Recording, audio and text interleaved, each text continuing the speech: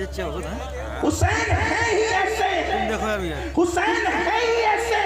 کہ ان کو جنتی جوانوں کا سردار ہونا چاہیے۔ رسول پاک نے جو کندھوں پہ بٹھایا، حضور علیہ السلام نے جن کے لیے سجدوں کو طویل کیا، آقا کریم صلی اللہ علیہ وسلم نے جن کے لیے نماز میں اپنے پیروں کو چوڑا کیا، جن کے لیے رسول پاک نے خطبہ چھوڑ کر منبر چھوڑا اور زمین پہ تشریف لے آئے، وہ ہے ہی ایسے۔ ذرا ان کا امتحان تو دیکھیں اور امتحان دینے کا انداز تو دیکھیں۔ میں تقابل نہیں کر رہا ہوں، لیکن ڈاکٹر اقبال نے بڑی پیاری بات کہی ہے کہ عجیب سادہ وہ رنگی ہے داستان حرم،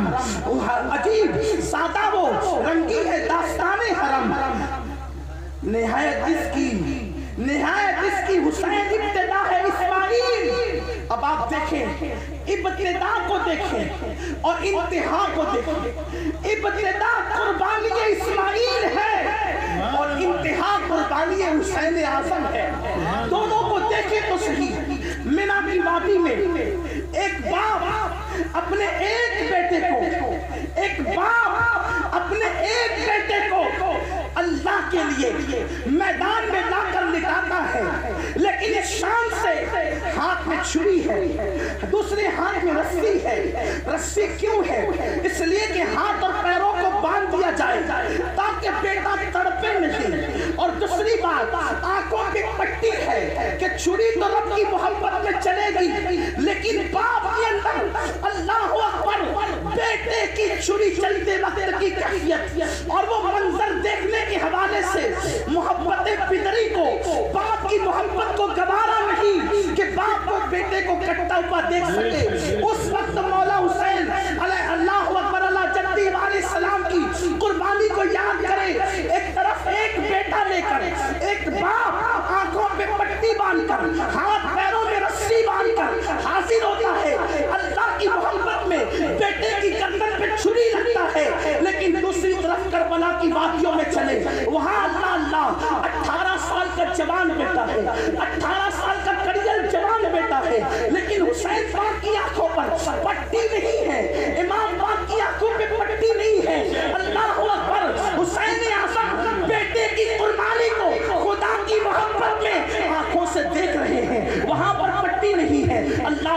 مجھے کہنے دیا جائے، حضرت اسماعیل علیہ السلام کی صورت وہاں پر ہے، لیکن یہاں پر تو اللہ اکبر ہم شبیہ پیغمبر ہیں، ہم کسی غیر نبی کو نبی کے برابر نہیں مانتے، نبی سے افضل ماننا تو دور کی بات ہے، ہم اللہ اہل سنت ہے، لیکن وہاں حسن اسماعیل ہے اور یہاں ہم شبیہ پیغمبر ہیں۔ اللہ اکبر، ذرا اندازہ تو کریں، ذرا غور تو کریں، لیکن مولا حسین پاک آنکھوں پہ پٹی نہیں باندھتے، بلکہ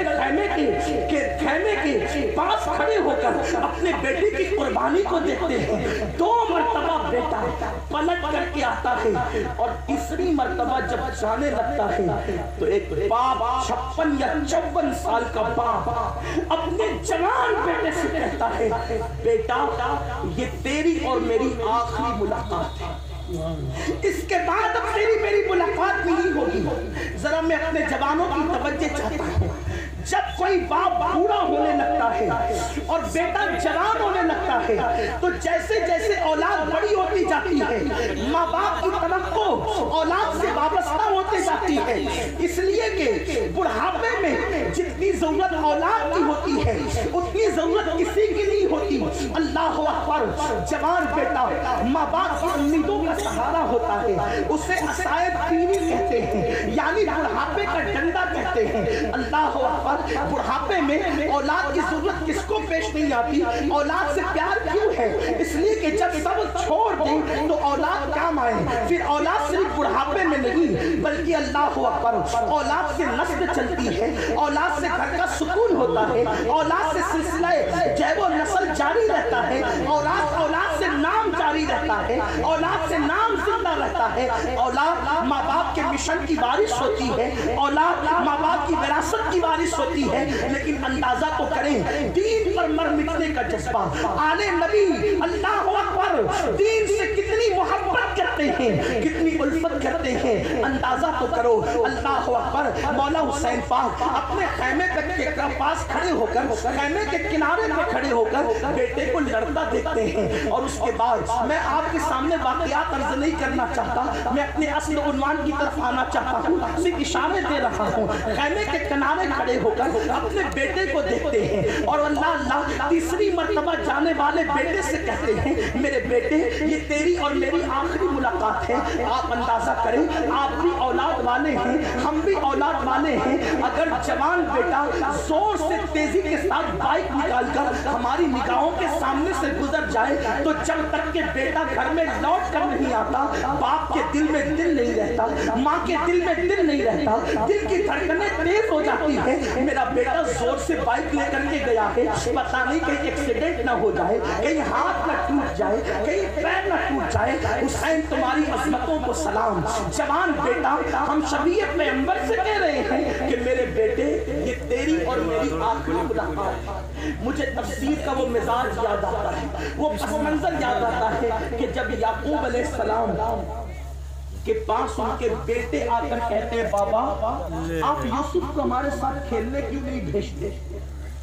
آپ ہم پہ اعتماد کیوں نہیں کرتے؟ اس لیے کہ ہم تو کھیلنے لے جا رہے ہیں۔ یہ سن کر کے جناب یعقوب اپنے بیٹے یوسف علیہ السلام کو سینے سے چمٹا لیتے ہیں، اور جب چمٹایا سینے سے تو جناب یوسف نے کہا، امام غزالی اس کو لکھ رہے ہیں، جناب یوسف نے کہا بابا یہ تیری کیسی محبت ہے کہ ہر باپ محبت کے تقاضے کی وجہ سے اپنے بچے کو کھیلنے کے لیے بھیجتا ہے۔ میرے بھائی مجھے کھیلنے کو لے جاتے ہیں اور آپ سینے سے چمٹاتے ہیں، یہ کون سی محبت ہے؟ تو جناب یعقوب علیہ السلام نے کہا تھا میرے بیٹے یوسف آج تجھے میری محبتوں کا احساس نہیں ہے، آج تجھے میری محبتوں کا احساس نہیں ہے، تجھے میری محبت کا احساس اس دن ہوگا جس دن تجھ جیسا خوبصورت تیرا بیٹا ہوگا اور اس کے سوتیلے بھائی اس کو کھیلنے کے بہانے کنویں میں پھینکنے کے لیے لے کر کے جا رہے ہوں گے۔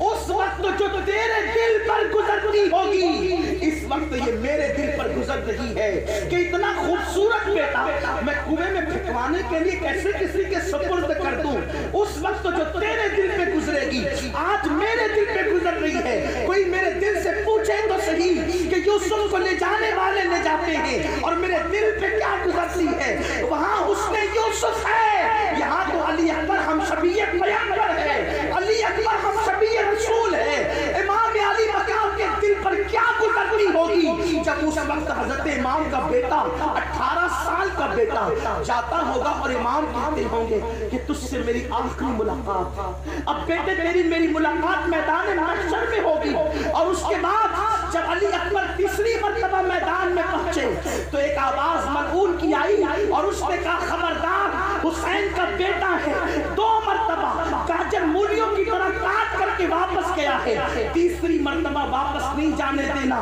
ایک ایک کر کے نہ لڑنا، چاروں طرف سے اس کو گھیر لو۔ تاریخ میں آتا ہے حضور صلی اللہ فاضل علیہ رحمٰن نے بھی لکھا، ہمارے معتبر مورخین نے لکھا کہ چاروں طرف سے گھیر لیے گئے، اور اس کے بعد اللہ اکبر ابن عساکر کہتے ہیں، ابن عساکر بیان کرتے ہیں کہ ایک نیزہ ایک شقی نے اس طریقے سے علی اکبر کے سینے میں ڈالا کہ حضرت علی اکبر اللہ اکبر اس نیزے کو کھانے کے بعد اب تاب نہ رہی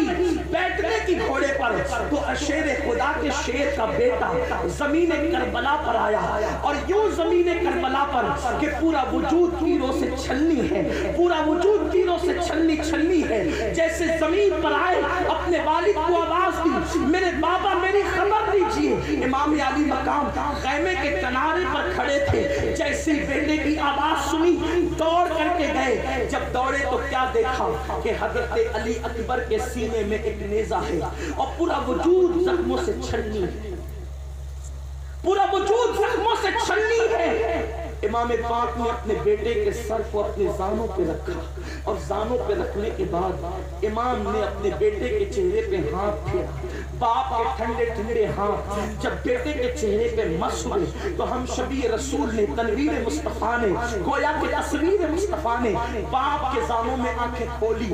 باپ کے چہرے کو دیکھ کر کے حضرت امام نے اپنے بیٹے سے کہا، جب وہ ان کا چہرہ دیکھ رہے تھے، میرے بیٹے کیا حال ہے؟ تو اس وقت علی اکبر کہتے ہیں، بابا بڑی تکلیف ہے میرے سینے میں، اگر اس نیزے کو آپ سینے سے باہر کر دیں تو میں اب بھی یزیدیوں سے لڑنے کی قوت رکھتا ہوں، بس آپ میرے سینے سے نیزے کو نکال دیں۔ امام پاک نے تپتی ہوئی کربلا کی ریت پر اپنے بیٹے کے سر کو رکھا اور اپنی 54 یا 56 سالہ طاقت کو یکجا کیا، اور یکجا کرنے کے بعد جب آپ نے جوان بیٹے کے سینے سے نیزے کو کھینچا، ابن عساکر بیان کرتے ہیں کہ جب امام علی مقام نے بیٹے کے سینے سے نیزے کو کھینچا تو نیزے کی انگلی پر بیٹے کا 18 سال کے بیٹے کا دل نکل آیا۔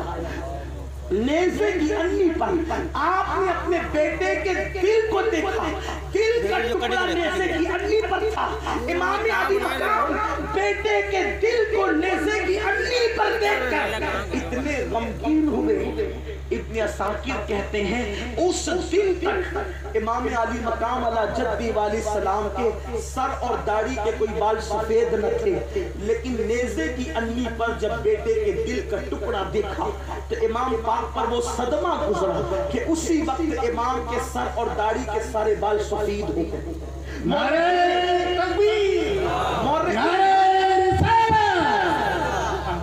مورخین نے اس سے اختلاف بھی کیا ہے، لیکن ابن عساکر ہمارے یہاں بڑا معتبر مورخ مانا جاتا ہے۔ ابن عساکر کہتے ہیں اسی وقت امام کے بال داڑھی اور سر کے سفید ہو گئے۔ آپ سے میں پوچھنا چاہتا ہوں، آپ بھی اولاد والے ہیں، ہم بھی اولاد والے ہیں، لیکن امام علی مقام نے 18 سال کے بیٹے کے لاشے کو اٹھایا اور اٹھانے کے بعد کہتے ہیں مولا یہ میری 18 سال کی قربانی کو تو قبول کر لے۔ کوئی مورخ یہ نہیں لکھتا کہ امام علی مقام نے آؤ فدا کیا، امام علی مقام نے کوئی شکوہ کیا، امام علی مقام نے کوئی شکایت کی۔ وجہ کیا؟ میدان میں امتحان کے لیے، اور یہ امتحان صرف دین کے لیے امام دے رہے ہیں، دین کے تحفظ کے لیے دے رہے ہیں، شریعت کی بقا کے لیے دے رہے ہیں۔ پھر کیا ہوتا ہے؟ ایک ایک کر کے سب شہید ہو گئے، حتیٰ کہ امام پاک کا 6 مہینے کا معصوم بچہ بھی جام شہادت نوش کرتا ہے۔ میں لغوی معنی میں معصوم کہہ رہا ہوں، امام پاک کا 6 مہینے کا، سوچو تو صحیح، 6 مہینے کے بچے کی عمر کیا ہے؟ جو میدان میں چل کر جا سکتے تھے،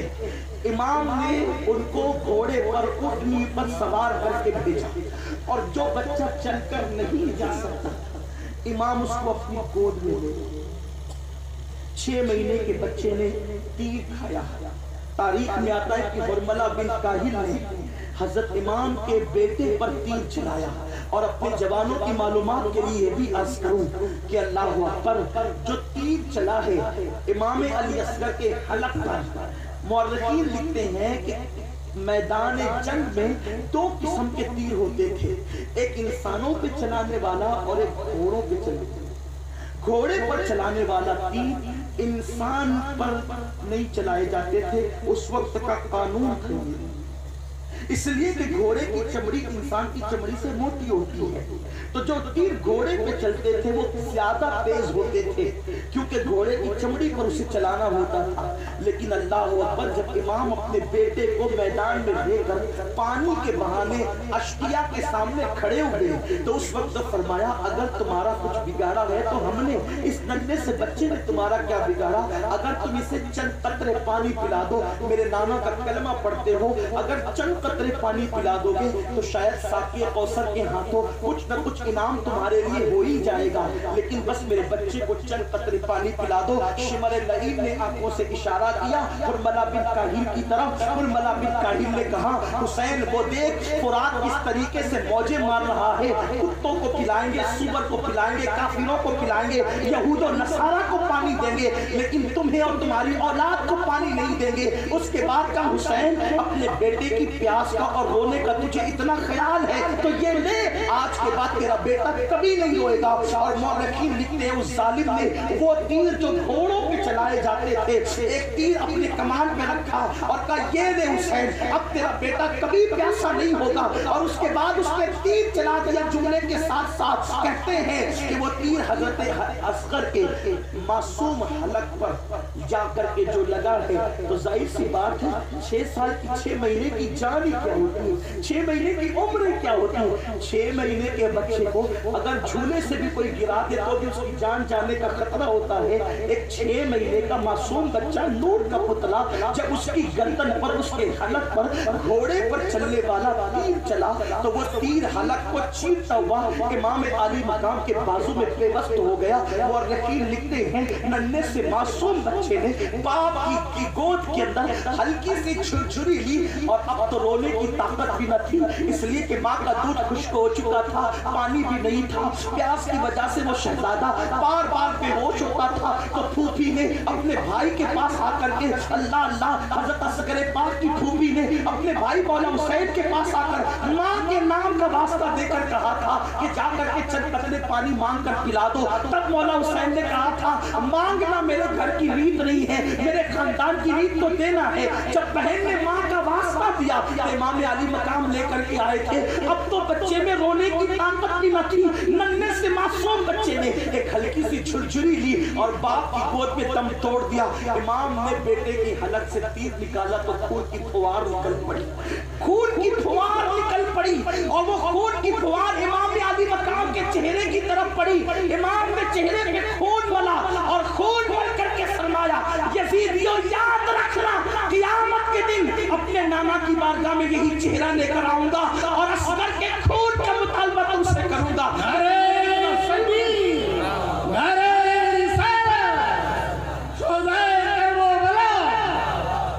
کہ تم نے کتنا ظلم کیا۔ اور اس کے بعد 6 مہینے کے معصوم بچے کی لاش کو اٹھا کر امام پاک نے کہا مولا